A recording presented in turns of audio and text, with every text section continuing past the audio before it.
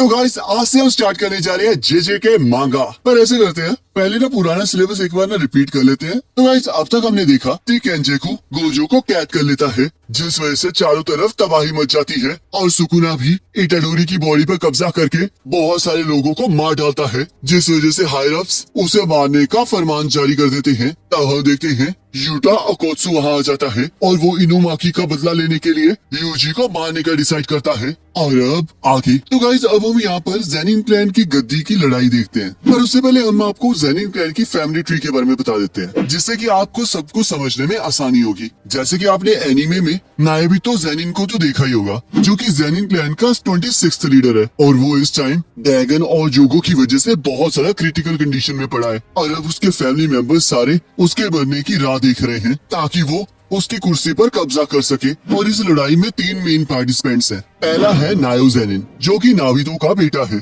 वैसे तो नायो के बड़े भाई भी है, पर उसके अकॉर्डिंग वो सभी लोग बेकार है और हमें भी इसके बारे में कुछ नहीं बताया जाता। और दूसरा दावेदार है नावितो का भाई ऑगी जेनिन, जो कि माकी और माई का बाप है। और तीसरा है जिंची जेनिन। वैसे तो हमें अभी तक ये नहीं बताया गया कि इसका जेनिन क्लान से क्या लेना देना है, पर ऐसा हो सकता है कि ये किसी तरह टोजी से रिलेटेड हो, क्योंकि टोजी नायाबितो के बड़े भाई का बेटा था। तो हो सकता है कि इसका उस चीज से कोई रिलेशन हो। तो अब यही सभी लोग हैं जो कि उस कुर्सी के दावेदारी के लिए लड़ रहे हैं और एक जगह पर इकट्ठे हुए हैं। तभी उन सभी को ये खबर मिलती है कि नायाबितो अब इस दुनिया में नहीं रहा। और हम देखते हैं फुरुडाटे उन सभी को नायाबितो की विल के बारे में बताने लगता है, जिसके अकॉर्डिंग नायो जेनिन को 27th लीडर चुन लिया गया होता है और जेनिन क्लान के सारे एसेट्स उसे दे दिए गए होते हैं। और अगर ओजी जेनिन और जिंची जेनिन इस चीज को अप्रूव करते हैं तो नायो अपनी ड्यूटीज को निभा सकता है। पर तभी उन सभी को एक शॉकिंग न्यूज पता लगती है। उस विल के अंदर एक और कंडीशन होती है कि अगर किसी भी वजह से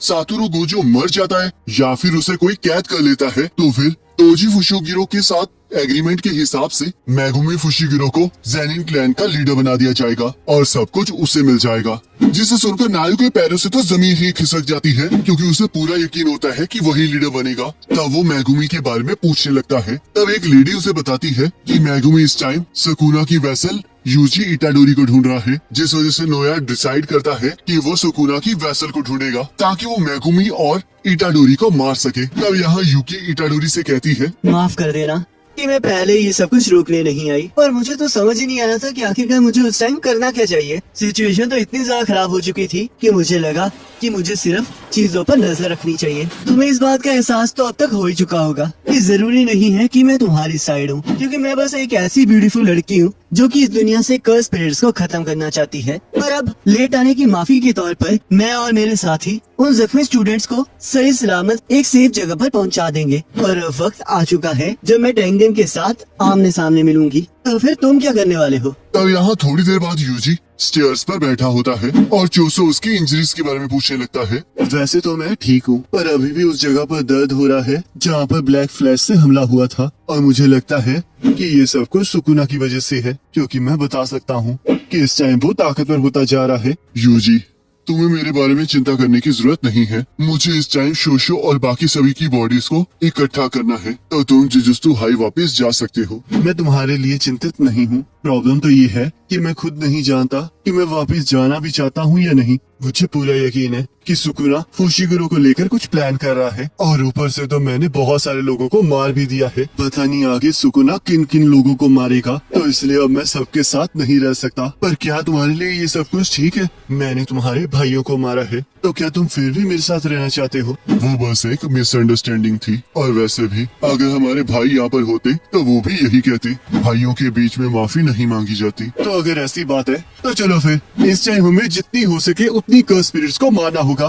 तभी हम देखते हैं यूजी ब्रिज पर चला जाता है और वहाँ पर क्लैप करता है, जिस वजह से बहुत सारे कर्स स्पिरिट्स उसके पीछे पड़ जाते हैं। तभी यूजी भागते हुए उन्हें एक टनल के अंदर ले जाता है, जहाँ चोसो अपनी पियर्सिंग ब्लड टेक्निक से उन कर्सेस को बीच में से काट देता है। पर तभी हम देखते हैं एक कर्स उस टनल से बाहर आ जाता है, जिसे यूजी एक जोरदार मुक्का मारकर खत्म कर देता है। तब चोसो यूजी की पावर को देखकर सोचता सोचता है जब हम लोग लड़े थे तब इसने अपनी पावर से मुझे इम्प्रेस कर दिया था और अब इसने अपनी फिजिकल स्ट्रेंथ के साथ साथ कर्स एनर्जी को भी कंट्रोल करना सीख लिया है और इस टाइम ये एक डीमन गॉड है। तुम सच में बहुत कमाल के हो छोटे भाई। क्या तुम अभी भी मुझे यही कहने वाले हो? मैं तुम्हें बार बार यही कहता रहूंगा, पर क्या तुम्हें याद नहीं है कि तुम्हारे फादर के भी सिर पर स्टिचेस थे और तभी वहाँ पर नायो आ जाता है। मुझे मैगुमी नहीं कहीं दिखाई दे रहा, क्या वो इतना स्लो है? और आखिरकार तुम दोनों यहाँ पर क्या कर रहे हो? तुम्हें तो यहाँ से भाग जाना चाहिए इटाडोरी। आखिरकार मैं क्यों भागूंगा? क्या तुमने सुना नहीं? अब जब गोजो का सपोर्ट हट चुका है तो हायर अप्स अब तुम्हें मरा हुआ देखना चाहते हैं। वैसे तो मैं यहाँ पर मैगुमी से मिलने आया हूँ, तो इसलिए मुझे कोई फर्क नहीं पड़ता कि तुम जियो या फिर मरो, पर मैं तुम्हें इस तरह आसपास घूमते भी नहीं देख सकता, तो कम से कम मैं तुम्हारी टांग ही तोड़ देता हूँ। आखिरकार तुम्हें फुशिगुरो से क्या चाहिए? मैं उसे मरा हुआ देखना चाहता हूँ, पर उससे पहले मैं चाहता हूँ कि वो मेरे लिए कुछ चीजें लिख दे। और तो वो बहुत स्पीड से जोसो और इटाडोरी के पास पहुँच जाता है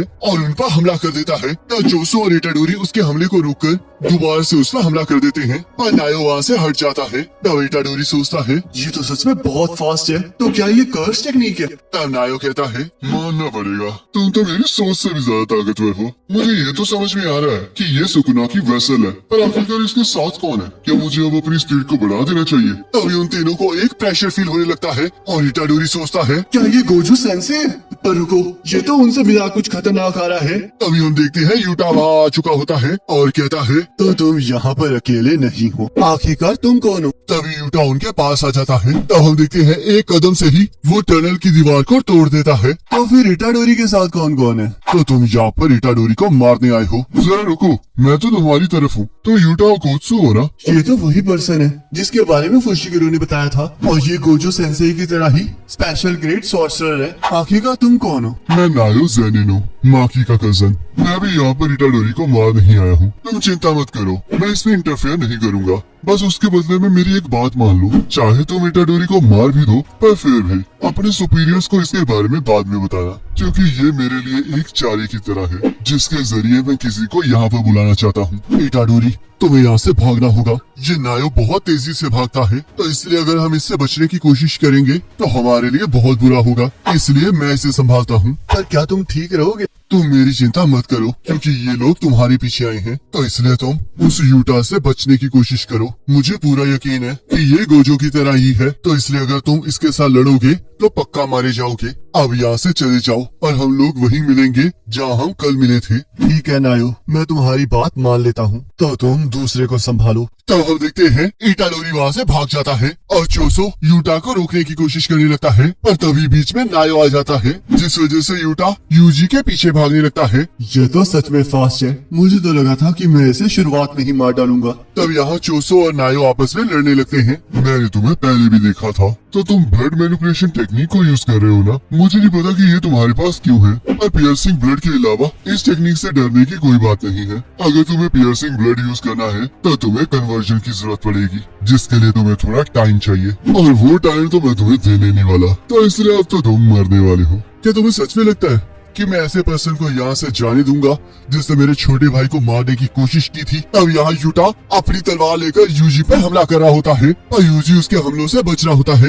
ये तो बिल्कुल माकी की तरह है। तब यूजी कार को उठाकर यूटा के ऊपर फेंक देता है और इस चीज का फायदा उठाकर एक जगह के अंदर जाने लगता है, पर तभी यूटा उसी कार से यूजी का रास्ता रोक देता है। क्या तुम सरप्राइज हो? क्योंकि तुम्हें लगा होगा कि मेरे पास तो इतनी पावर होगी ही नहीं, और ये बात सच है। चाहे इसके पास ज्यादा पावर ना हो, पर इसके पास बहुत सारी कर्स एनर्जी है और बहुत सारे सॉर्सरर्स कर्स एनर्जी की मदद से ही अपनी पावर को बढ़ाते हैं। तुम बिल्कुल मेरे ऑपोजिट हो, तो तुमने ये नोटिस कर ही लिया। तो मैं तुम्हें एक चीज बता दूं, मेरे पास गोजो सेंसे से ज्यादा कर्स एनर्जी है। सेंसे के पास 6 आइज की ताकत है, जिस वजह से जब भी वो कर्स टेक्निक को एक्टिवेट करते हैं तब उनकी एनर्जी बहुत कम यूज होती है, पर अगर मैं ऐसा करता हूँ तो मेरी कर्स एनर्जी ज्यादा यूज होती है, और यही हम दोनों में डिफरेंस है। तो चलो, अब बहुत बातें हो गई। और इटाडोरी पर हमला कर देता है। टोडो ने कहा था कि एलाइट सॉर्सरर की एनर्जी के फ्लो को रीड करना बहुत मुश्किल है। एक ही लाइट फाइटर अपनी कर्स एनर्जी को बहुत अच्छे से कंट्रोल कर सकता है,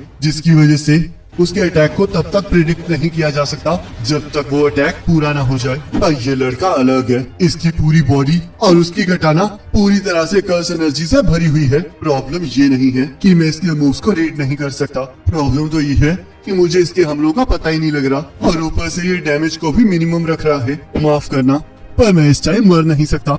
यूटा बार बार इटाडोरी पर हमला कर रहा होता है और इटाडोरी उसके हमलों को डॉज करते हुए सोचता है पहले मुझे इसकी कटाना का कुछ करना होगा। जब तक मैं अपनी बॉडी को कर्स एनर्जी से भरा हुआ रखूंगा, तब तक मुझे ब्लेड से डरने की कोई जरूरत नहीं है। पर अगर मैं यही चीज इसके साथ यहाँ अप्लाई करता हूँ, तो ये मुझे कुछ ही टाइम में काट डालेगा। यूजी भागता हुआ एक गाड़ी के अंदर घुस जाता है और वहाँ से एक नाइफ को बाहर निकाल लेता है। तब वो और यूटा आपस में लड़ने लगते हैं। मुझे बिना डरे इसके करीब जाना होगा और इस नाइफ के अंदर कर्स एनर्जी को भरना होगा। तब हमें यहाँ पर पास्ट दिखाया जाता है, जहाँ गोजो ने इटाडोरी से कहा होता है कि तुम जिस तरह के पर्सन हो वैसे तो तुम्हें किसी वेपन के साथ ट्रेनिंग करनी चाहिए, पर कर्स टूल्स के ऊपर डिपेंड रहना भी अच्छी बात नहीं है। और ऊपर से इस टाइम तुम कर्स एनर्जी को कंट्रोल भी नहीं कर सकते, तो इसलिए तुम किसी भी कर्स टूल के अंदर अपनी कर्स एनर्जी डालने के लिए तैयार नहीं हो। तब यहाँ यूजी उस नाइफ की मदद से यूटा की तलवार को रोक देता है, जिससे कि यूजी को भी चोट लगी होती है। मैंने अभी भी कर्स को हथियार के अंदर डालना नहीं सीखा है। तुम मेरी घटाना पर कुछ ज्यादा ही फोकस कर रहे हो।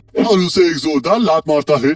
यूटा फिर से पूरी पावर से यूजी के ऊपर हमला कर देता है और हम देखते हैं यूटा की कटाना इटाडोरी के चाकू को तोड़ते हुए उसे एक गहरा कट दे देती है। और तभी इटाडोरी यूटा की कटानों को अपने पैर से पकड़कर तोड़ देता है। मुझे गोजो सेंसेई के स्टूडेंट से यही उम्मीद थी। और इटाडोरी फिर से लड़ने के लिए तैयार हो जाता है और तभी हम देखते हैं रिका उसे पकड़ लेती है। आखिरकार यहाँ पर चल क्या रहा है? रिका, हम तो बस खेल रहे हैं। ओकी का ये क्या है? क्या ये शिकिगामी है? मैं तो यहाँ से मूव भी नहीं कर पा रहा हूँ। इसे यहाँ ऐसे ही पकड़ कर रखो रिका। और अपनी कटाना को यूजी के दिल के आर पार कर देता है। मुझे माफ कर देना इटाडोरी। तभी हम देखते हैं सुकुना को जैसे इस बात का एहसास होता है वैसे ही वो मुस्कुराने लगता है। और गाइस इसी के साथ ये पार्ट खत्म हो जाता है। अब गाइस अगर आपको ये वाला पार्ट अच्छा लगे तो मुझे कमेंट करके जरूर बताना, और वीडियो अच्छी लगे तो लाइक जरूर करना। बाकी अगर अच्छा रिस्पॉन्स आएगा तो बहुत जल्द मांगा के नेक्स्ट चैप्टर्स का लिंक आपकी स्क्रीन पर आ रहा होगा, उस पर क्लिक करके अगले चैप्टर को देख सकते हैं।